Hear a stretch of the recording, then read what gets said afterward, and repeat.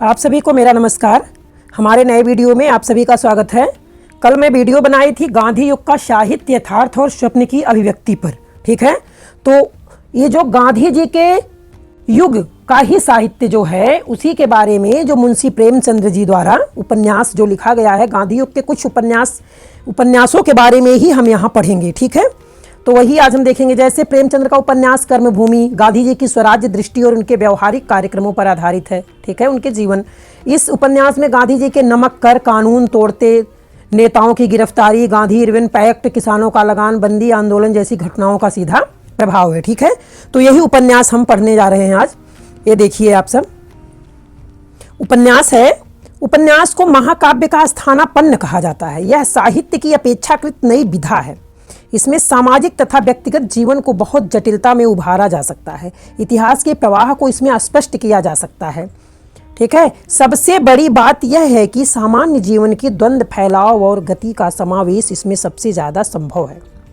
हिंदी में उपन्यास लेखन तो भारतेंदु युग से ही प्रारंभ हो गया था, लेकिन प्रेमचंद्र के उपन्यासों में इस विधा ने अभूतपूर्व व्यापकता और गंभीरता प्राप्त की।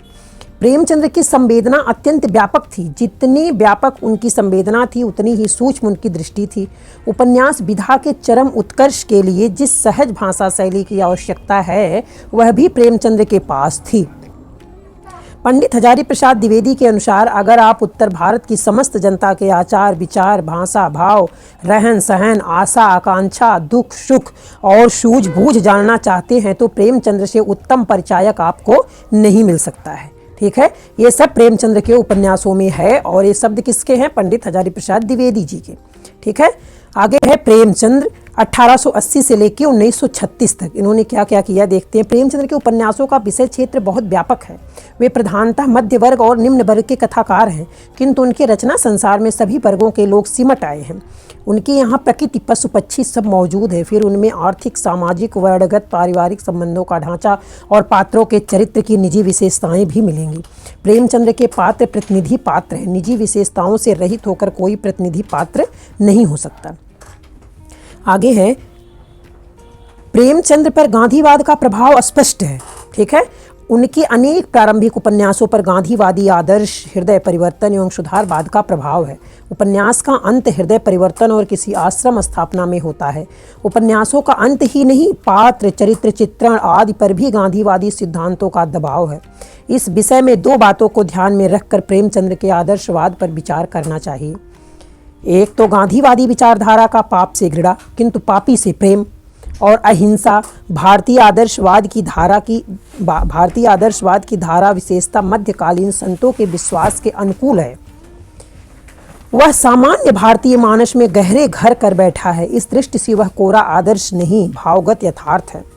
दूसरे, प्रेमचंद्र का आदर्शवाद केवल समाधान में ही दिखलाई पड़ता है। समस्याओं का चित्रण प्रेमचंद्र यथार्थवादी ढंग से करते हैं। वह समस्या का समाधान सामाजिक विकास की संभावना के आधार पर ही प्रस्तुत करता है, लेकिन धीरे धीरे यह आदर्शवाद क्षीण होता गया है। प्रेमचंद्र के अंतिम और प्रतिनिधि उपन्यास गोदान में आदर्शवाद से उनका मोह भंग हो गया है। वे अद्यांत यथार्थ को ही दृष्टि में रखते हैं, इसीलिए गोदान दुखांत है। ठीक है, प्रेमचंद्र मूलतः कृषक जीवन के रचनाकार हैं। किसान की अपनी भूमि से कितनी आत्मीयता होती इसका चित्रण वे रंगभूमि और प्रेमाश्रम में करते हैं। किसानों पर ब्रिटिश साम्राज्यवाद, बड़े व्यापारियों, छोटे व्यापारियों आदि सबका भार था। छोटे किसानों के साथ छोटे जमींदारों की भी हालत बिगड़ रही थी। गोदान में उन्होंने दिखाया है कि छोटा किसान किस तरह क्रमशः भूमिहीन होकर मजदूर बनने पर विवश हो रहा है। भूमि पर आश्रित जमींदार राय साहब की भी आर्थिक स्थिति खोखली है। प्रेमचंद्र ने पूंजीवाद के दुष्प्रभावों का चित्रण भी किया है। सामंती व्यवस्था भारत में दीर्घकाल तक बनी रही। इससे समाज को वर्ण व्यवस्था और नारी पीड़न के परिणाम भोगने पड़े। प्रेमचंद्र वर्ण व्यवस्था का खंडन करते हैं। नारी पराधीनता को सेवा सदन में बहुत अच्छी तरह चित्रित किया गया है। प्रेमचंद्र समझते थे कि नारी शोषण सवर्ण समाज में ज़्यादा है, क्योंकि वहाँ नारी आर्थिक दृष्टि से पुरुष पर आश्रित होती है। सेवा सदन की सुमन भारतीय कथा साहित्य की पहली नारी पात्र है जो यह बात समझती है और इसके विरुद्ध विद्रोह करती है। ठीक है, अपनी बात को मुखरता से उठाती है। प्रेमचंद्र की महानता इस बात से प्रकट हो जाती है कि उन्होंने तिलिस्मी और अयारी कथा साहित्य के पाठकों को सामाजिक, राजनीतिक, आर्थिक समस्याओं पर आधारित कथा साहित्य की ओर मोड़कर उनकी रुचि में अभूतपूर्व परिष्कार किया। प्रेमचंद्र की भाषा न किताबी हिंदी है और न किताबी उर्दू, वह सहज हिंदी भाषा है। प्रेमचंद्र के उपन्यासों में पात्रों और घटनाओं को इस तरह प्रस्तुत किया गया है कि वे हमारे देखे सुने से लगते हैं। उनके उपन्यासों में स्वभाव और परिस्थिति के टकराहट से पात्रों का चरित्र विकास होता है, जो समकालीन हिंदी कथा साहित्य में नई बात थी। अब इनके उपन्यासों के नाम हैं, प्रेमचंद्र के उपन्यासों के नाम इस प्रकार हैं, देखते हैं। सेवा सदन 1918 ईस्वी में लिखा गया, प्रेमाश्रम 1922 में लिखा गया, रंगभूमि 1924 में लिखा गया, कायाकल्प 1926 में, निर्मला 1928 में, गबन 1931 में, कर्मभूमि 1932 में, गोदान 1936 में और मंगलसूत्र अपूर्ण रहा, वो पूर्ण ही नहीं हुआ। ठीक।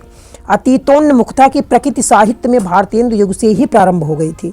अतीत प्रेम काव्य और नाटक में अधिक दिखलाई पड़ा था। कथा साहित्य में अपेक्षाकृत कम इस अभाव की बहुत बड़ी पूर्ति वृंदावन लाल वर्मा 1889 से लेकर 1969 तक की थी। ठीक है। उनके उपन्यास बुंदेलखंड के इतिहास से संबंधित है।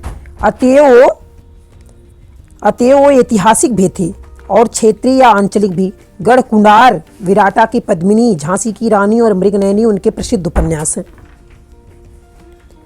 इतिहास तो एक है, किंतु इसे देखने और पुनर्रचित करने की दृष्टियां अनेक हैं। आधुनिक विचारधाराओं का उपयोग इतिहास की व्याख्या करने के लिए भी होता है। मार्क्सवाद को तो विशेष रूप से इतिहास को समझने की पद्धति कहा जाता है। मार्क्सवादी दृष्टि से यशपाल ने दिव्या 1945 में लिखा, जो ठीक ऐतिहासिक उपन्यास तो नहीं है, क्योंकि खुद दिव्या कल्पित पात्र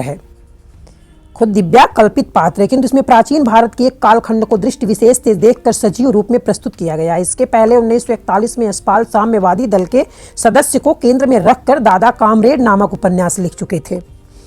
अब राहुल सांकृत्यायन 1893 से लेकर 1963, ठीक है, राहुल ने इसी दृष्टि से प्राचीन गणतंत्रों के जीवन को आधार बनाकर कुछ ऐतिहासिक उपन्यास लिखे, जैसे सिंह सेनापति 1942 और जय योधे 1944। स्वतंत्रता के ठीक एक वर्ष पहले 1946 में पंडित हजारी प्रसाद द्विवेदी का उपन्यास बाणभट्ट की आत्मकथा प्रकाशित हुआ। इस उपन्यास में ऐतिहासिकता को सुरक्षित रखते हुए आधुनिक विचारों को समा दिया गया है। बाणभट्ट की आत्मकथा में हर्षकालीन उत्तर भारत का सांस्कृतिक जीवन अत्यंत सजीव तौर पर चित्रित हुआ है। उसी सांस्कृतिक जीवन में सामाजिक विषमता और व्यक्ति की निजी पीड़ा को अनुभव, संवेदनशीलता एवं कौशल के साथ गूंथ दिया गया है। यह उपन्यास सांस्कृतिक भी है, ऐतिहासिक भी, सामाजिक भी और दारुण निजी व्यथा की मार्मिकता, ठीक है, निजी व्यथा की मार्मिकता को उभारने वाला भी है। प्रेम को इतने संयम एवं औदात्य के साथ शायद ही हिंदी की किसी अन्य कृति में प्रस्तुत किया गया हो। ऐतिहासिक वातावरण को उपयोग भगवतीचरण वर्मा ने पाप और पुण्य की समस्या को नए ढंग से परिभाषित करने का प्रयास करने वाले अपने उपन्यास चित्रलेखा 1934 में लिखा गया है। चित्रलेखा में दो पात्र चाणक्य और चंद्रगुप्त ऐतिहासिक भी हैं, किंतु वे मुख्य कथा प्रसंग से दूर ही रहते हैं। इसमें भोग को सर्वथा अनैतिक और त्याग को सर्वथा नैतिक नहीं माना गया है। वर्मा जी ने 1936 में एक अन्य उपन्यास 3 वर्ष लिखा जो सामाजिक है।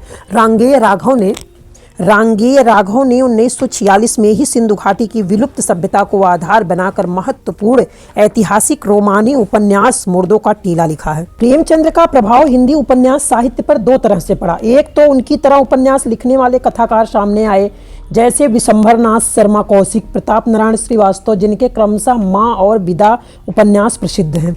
श्री जयशंकर प्रसाद ने तितली नामक उपन्यास में ग्रामीण जीवन के संघर्ष का चित्रण किया है।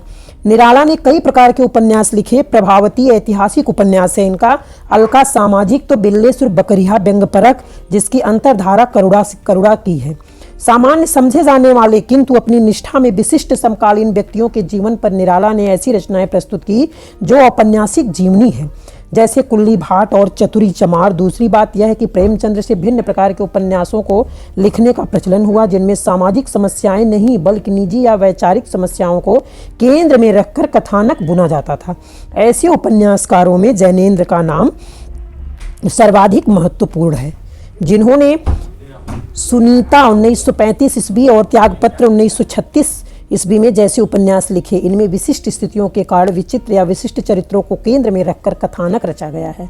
जैनेन्द्र कुमार के इन उपन्यासों में सामाजिक, पारिवारिक और यौन समस्याओं को गुम्फित कर दिया गया है। निसंदेह ऐसे जटिल चरित्रों की सृष्टि हिंदी उपन्यास में पहली बार हुई। समाज की विकृतियों को सामने लाकर उनका भंडाफोड़ करने और समाज को अधिक मानवीय एवं क्षमाशील बनाने के उद्देश्य से जयशंकर प्रसाद ने कंकाल 1930 में लिखा, जिसे कुछ लोगों ने प्रकृति यथार्थवादी उपन्यास कहा है। ठीक है, आगे है, समाज के पाखंडपूर्ण कुत्सित पक्षों का उद्घाटन और चित्रण करने में सिद्धहस्त पांडे वेचन शर्मा उग्र ने इसी उद्देश्य से दिल्ली का दलाल मनुष्यानंद सरकार तुम्हारी आंखों में तथा बधुआ की बेटी लिखा है। हिंदी उपन्यासों पर फ्रायड के मनोविश्लेषणवादी विचारों का प्रभाव पड़ा। इलाचंद्र जोशी और अज्ञे के उपन्यासों पर मनोविश्लेषणवाद के प्रभाव को पूर्णतः स्वीकार नहीं किया जा सकता। वैसे भी रचना में कोई वाद पूरी तरह से घटित नहीं होता। जोशी जी पर फ्रायड, एडलर और युंग तीनों का प्रभाव है, यद्यपि वे एडलर के सिद्धांत से अधिक प्रभावित ज्ञात होते हैं। जोशी जी मनोविश्लेषण शास्त्र से क्या है प्रभावित होते हुए भी अपने उपन्यासों में सामाजिक विषमता को नजरअंदाज नहीं करते। इलाचंद्र जोशी के उल्लेखनीय उपन्यास हैं सन्यासी 1941 में और पर्दे की रानी 1941 में। ठीक है, अज्ञेय के प्रसिद्ध उपन्यास शेखर एक जीवनी का प्रथम भाग 1941 में और दूसरा भाग 1944 में प्रकाशित हुआ था। शेखर आतंकवाद की छाया में लिखा हुआ एक ऐसा उपन्यास है जिस पर मनोविश्लेषण शास्त्र के प्रभाव के साथ समाज के परिप्रेक्ष्य में व्यक्ति और उसके विचारों को देखा गया। शेखर एक जीवनी व्यक्ति की निजता को सुरक्षित बनाए रखने का प्रतिपादक उपन्यास है। इसका नायक केवल अपना प्रतिनिधित्व करता है, उसकी चेष्टाएं भी काफी असामान्य है। कुल मिलाकर यह उपन्यास भी नैतिकता के एक नए और बहुत कुछ निजी या समाज निरपेक्ष मानदंड की मांग करता है। उपेंद्र नाथ अस्क के अनुसार गिरती दीवारें 1947 में लिखा गया। सामाजिक विषय वस्तु के व्यक्तिपरक दृष्टि से चित्रित किया गया है। इस उपन्यास के प्रमुख पात्र चेतन में समझ है, किंतु विचारों के अनुसार चलने का साहस नहीं। इस मध्यवर्गीय द्वंद्व को रेखांकित करने से उपन्यास विश्वसनीय हो गया है। इस काल में साहित्यिक हास्य और व्यंग्य की छटा अमृतलाल नागर के 2 उपन्यासों नवाबी मसनद और सेठ बाकेमल में मिलती है। प्रसिद्ध हिंदी सेवी बाबू शिवपूजन सहाय ने देहाती दुनिया उपन्यास लिखा, जो वस्तुतः आंचलिक उपन्यासों का अग्रदूत है। ठीक है, तो उपन्यास का वीडियो मैं यहीं समाप्त करती हूँ। अब नए वीडियो के साथ फिर मैं मिलूंगी, तब तक के लिए धन्यवाद।